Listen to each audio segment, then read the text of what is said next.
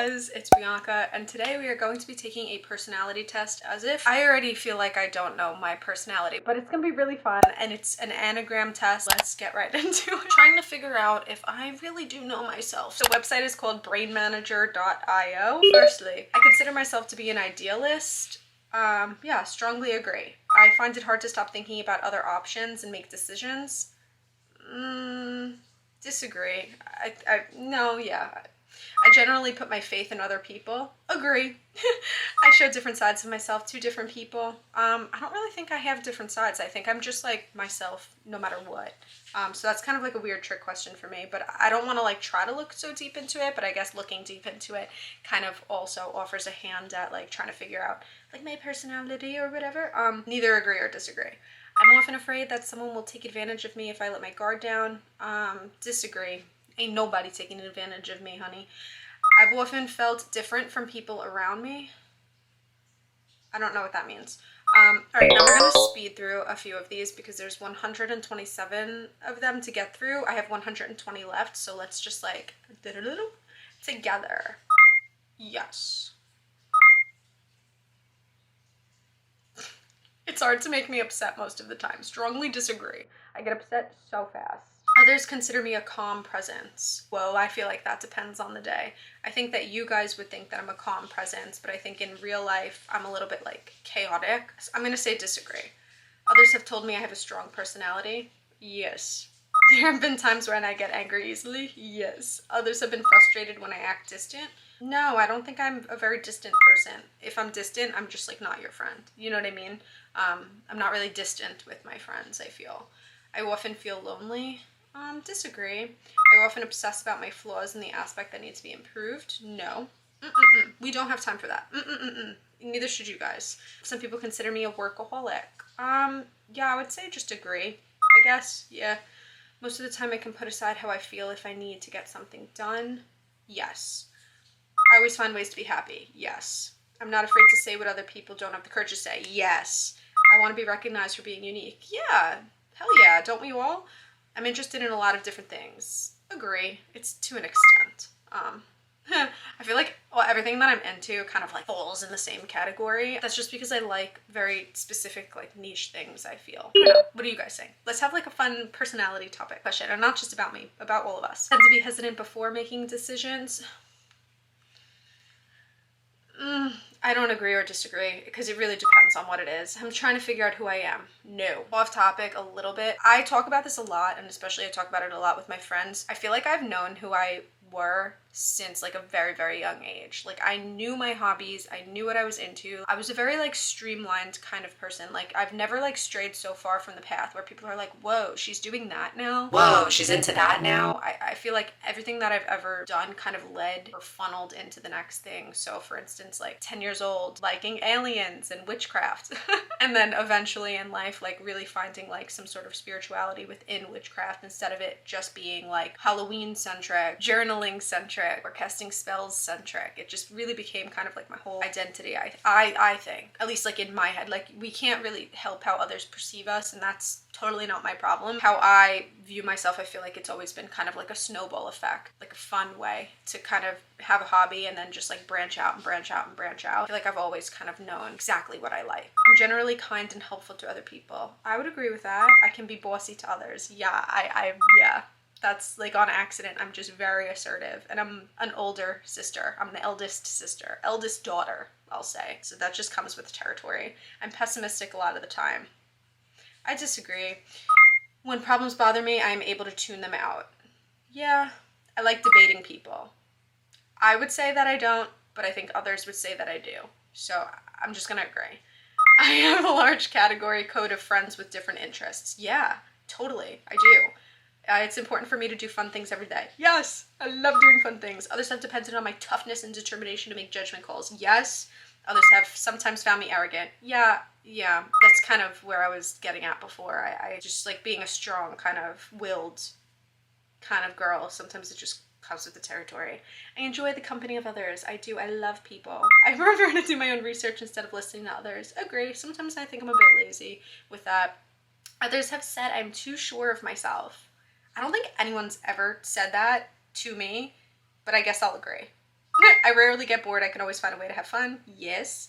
I have very specific processes for doing different things. Yeah, I do. Very like code categorized. And I think that you guys kind of know that too in a lot of like my bullet journal videos. I feel like I haven't made a bullet journal video in a while. So if you're into like journaling and organization and productivity and kind of that kind of stuff, I have my bullet journal right here. So let's just like open her up. I love my little color coordinated types of stuff. So if you want like more stuff like this, please let me know. I'm trying to get like back into the swing of life on YouTube. I feel like I started making like more themes and things, and I'm just really excited to breeze through it. Okay, I'm gonna off camera finish a bunch of rest of these because I think we're gonna take like a very long time doing this stuff. Okay, we breezed through a giant section of these and they were like fun kind of like thought-provoking sorts of questions, like about like relationships and goals and friendships and do you trust people and da. And now we have 7 questions left, so these next 7 we're gonna do together. I've always cared more about being comfortable and safe than about doing things that interest me. I would disagree with that. I plan things out as much as I can. Yeah, I try. I often put in a lot of time just to get something right. I'll disagree with that. I'm like a one and done kind of bitch. I'm often suspicious of others' motives. Yeah, I guess. I'm often helping people feel better and calming them down. Yes. It's important for me to be knowledgeable about topics I care about. Yeah. I'm shy about showing off my skills. I don't think I'm that shy, like in that way. Maybe awkward, but definitely not like shy per se. I've always cared more about following my own interests than about being comfortable and safe. Yeah. Save your results, please. Get your results for $1.95? Are you fucking for real? Are you joking? Hey. $1.95, and a few hours later we got our results emailed to us for this personality test. My personality type is the enthusiast. I think that we knew that. The enneagram is a personality system that aims to show how your feelings affect your relationships with other people and how you should act to get what you want and need. It helps you become more aware of yourself and shows you the patterns of behavior that unconsciously guide and inspire your actions. By being aware of these patterns and motivations, you can move beyond your limitations and lead a richer, more productive way of being and relating to society. All in all, if I just approach situations as the enthusiast, I would find myself in less harm's way, I guess you could say. As a framework, the Enneagram says a lot about how people grow and how they fit together, and it only shows you your limits, but it also shows you how to become more powerful and free. So obviously my biggest section is the enthusiast. I think my second biggest section is the achiever. Third biggest is the giver. Fourth, the challenger. Fifth, the individualist. Sixth, the investigator, and then the list kind of goes on, which becomes the peacemaker, the challenger, the perfectionist. Some types possess very strong emotional reactions, while others try to suppress their feelings in some way. The heart, head, and body categorizes are used to organize the 9 Enneagram types into 3 groups. Results for the heart types are detailed below. Biggest is the achiever, the second biggest is the giver, and the third is the individualist. Heart types are usually very aware of how others feel and can tell when someone needs help. These kinds of people also want to feel like they belong. For everyone to accept and like them, they tend to act in ways that are different from who they really are. Heart types want to connect and be close with other people, and if their needs are not met, they feel like they aren't good enough. My result type is type 2. I'm 2, 3, and 4. Oh my god, guys. I feel so... Okay, I have migrated to the floor because I'm getting a little warm reading about this because it's reminding me of science class, and I'm not very good in science, and it's beginning to not stress me out, but I like being good at things, and that's it.